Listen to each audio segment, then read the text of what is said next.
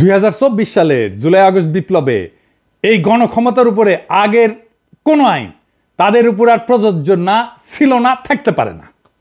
রাজপথে থাকা ছাত্র জনতাই আইন, আমাদের সম্মিলিত আকাঙ্ক্ষাই আইন। আমরাই সার্বভৌম জনগণ, আমরাই সম্মিলিতভাবে যেই আকাঙ্ক্ষা পোষণ করব সেটাই বাংলাদেশের আইন, এর বাইরে কোনো আইন নাই। এবং এই জন্যেই এই বিপ্লবী জনতাকে মব আখ্যা দেওয়া হচ্ছে। কাদের তরফ থেকে? কেন বিপ্লবী জনতাকে মব বলা হচ্ছে? কারণ এরা জনগণের গণক্ষমতায় ভয় পায়। আসেন এটা একটু বুঝে দেখি। এই যে দেশের বিচার বিভাগ, বাস্তবে তো হাসিনার আদালত হিসেবে কাজ করলেও সাংবিধানিক নথিতে এটাই কিন্তু দেশের সবচেয়ে ক্ষমতাধর প্রতিষ্ঠান। এতটাই ক্ষমতাধর যেটা সংসদ বা জনগণের ক্ষমতার চাইতেও শক্তিশালী। এমনকি সংবিধানের ঊর্ধ্বে, সংবিধানের ব্যাখ্যা তারা দেয়। এমনকি যদি রাষ্ট্রই বিলুপ্ত হয়ে যায় তাও বিচার বিভাগ বহাল থাকবে। এই বিচার বিভাগকে তাই সরকার কিছু করতে পারে না, করতে পারেও নি। হাসিনার তৈরি করা এই স্ট্যাবলিশমেন্টই এখনো বহাল আছে। আজ যারা এই যে মবের সমালোচনা করতেছে তাদের অনেকেই কিন্তু কিছুদিন আগে যে বিচারিক অভ্যুত্থান জুডিশিয়াল কু করতে গেছিল না, সেটা ছাত্র জনতার প্রতিরোধ করায় স্বস্তির নিঃশ্বাস ফেলছিল। কারণ তখন আর কোনো পথ খোলা ছিল না, তো বিচার বিভাগের উপরে কারো হাত ছিল না। এক সময় সংবিধানে বিচারকদের ইমপিচমেন্টের বিধান ছিল, অভিশংসনের বিধান ছিল, তাদেরকে লজ্জা দেওয়ার বিধান ছিল, যেটা দিয়ে তাদেরকে অপসারণ করা যেত। সেখানে সংসদের কিছু ক্ষমতা ছিল, কিন্তু বিচার বিভাগ সেটা বাতিল করে দিচ্ছে। বুঝে যাও। এখন যারা সত্যিকারের ন্যায় বিচার ব্যবস্থা চান তারা কিভাবে হাসিনার স্বেচ্ছাচারীভাবে সাজানো বিচার বিভাগ দিয়ে সেটা পূরণ করবেন? একমাত্র সমাধান হইল বিচার বিভাগকে সম্পূর্ণভাবে পুনর্গঠন করা, নতুন করে একটা বিচার ব্যবস্থা গড়ে তোলা। আর সেটা করতে হইলে সংবিধান সংশোধন করতে হবে এবং বিচার বিভাগের উপরে জনগণের সর্বোচ্চ কর্তৃত্ব প্রতিষ্ঠা করতে হবে। জনগণ সর্বোচ্চ, বালের সংবিধান, বালের বিচার বিভাগ, সবার উপরে জনগণ। এই বিচার বিভাগ যখন ন্যায় বিচার দিবে না, যখন ক্ষমতাসীন দলের লোকদের রেহাই দিয়ে দিবে, তখন জনগণ কিভাবে ন্যায় বিচার পাবে? সরকার চাইলেও তখন বিচার নিশ্চিত করতে পারবে না। মজার বিষয় হলো বিচার বিভাগের সাথে যখন সরকারের সংঘাত সৃষ্টি হবে তখন সরকারের হাতে একমাত্র পথ থাকে জনতাকে ডাক দেওয়া। তাইলে বুঝেন, রাষ্ট্রের গঠন প্রণালীর মধ্যে বিচার বিভাগ নিজেই এই যে মবস বলতেছে, যাদেরকে জনতাকে বলতেছে বিক্ষুব্ধ জনতা, তা তৈরি হওয়ার পূর্ব শর্ত তৈরি করে রাখছে। কারণ জনগণের সার্বভৌমত্বের বদলে বিচার বিভাগের সার্বভৌমত্ব দলিলে লিখে রাখা হয়েছে। জনগণ বিচার বিভাগের খবরদারি মানবে কেন? রাষ্ট্রের মালিক জনগণ, বিচার বিভাগ না। বিচার বিভাগের ঊর্ধ্বে জনগণ, রাষ্ট্রের প্রকৃত মালিক জনগণ।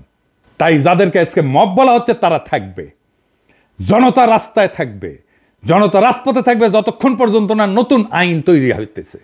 ততক্ষণ পর্যন্ত জনতাই ডিকটেট করবে এই সরকার কিভাবে চলবে। এবার আসেন 32 নম্বর ভাঙায় কি অর্জিত হয়েছে, কি লাভ হয়েছে, এটা একটু বুঝে দেখি।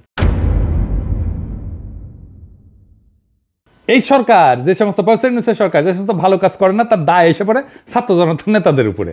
তখন গালি খেতে হয় তাদের। আর নতুন রাজনৈতিক দলকেও কিংস পার্টি বলে কটাক্ষ করা হয়। মানে ছাত্ররা যে দল তৈরি করতে যাচ্ছে, যারা গালি দেন ওই নেতাদের দোষ দেন, তারকে একবারও ভেবে দেখছেন যখন ছাত্র জনতা 32 নম্বর ভাঙে তখন সেটাকে কেন আর কারো কাজ বলে মনে হয় না?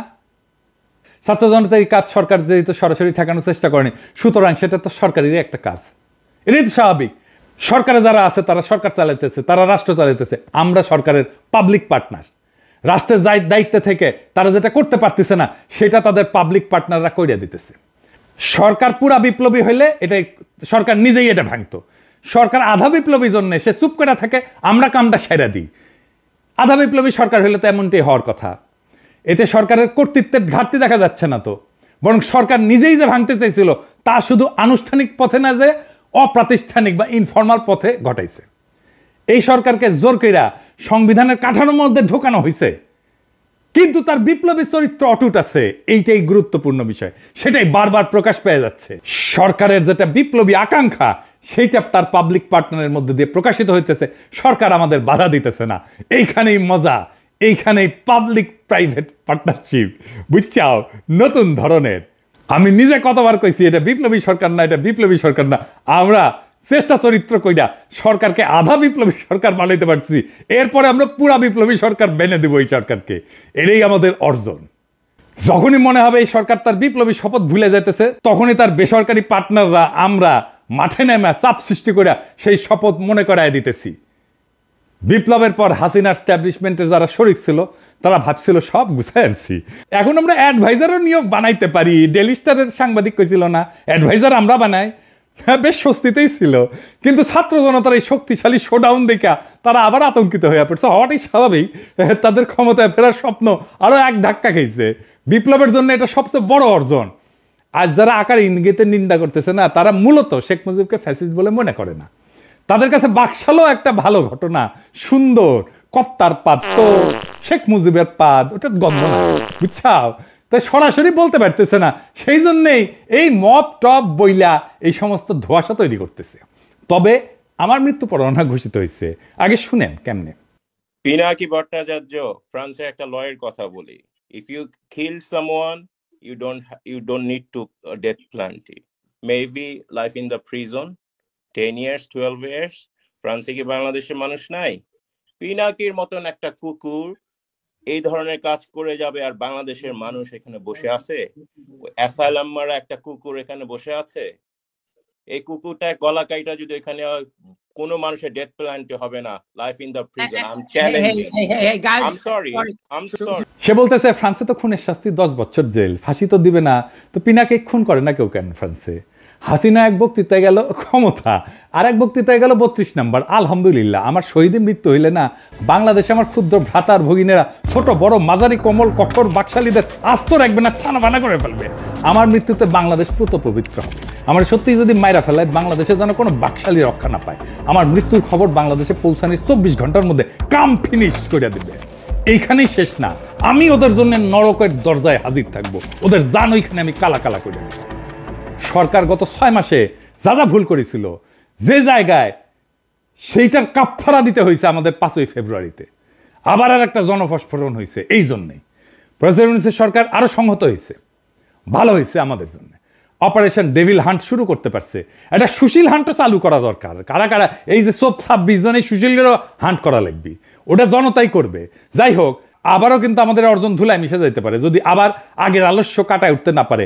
আগের আলস্য আর সিদ্ধান্তহীনতা, অবিবেচনা প্রসূত নিয়োগ চলতেই থাকে। আমি 7ই আগস্ট কি লিখেছিলাম দেখেন, লিখেছিলাম এমন হয়েছে বাংলাদেশের ক্ষমতা এখন হাসিনার বদলে সুপ্পু।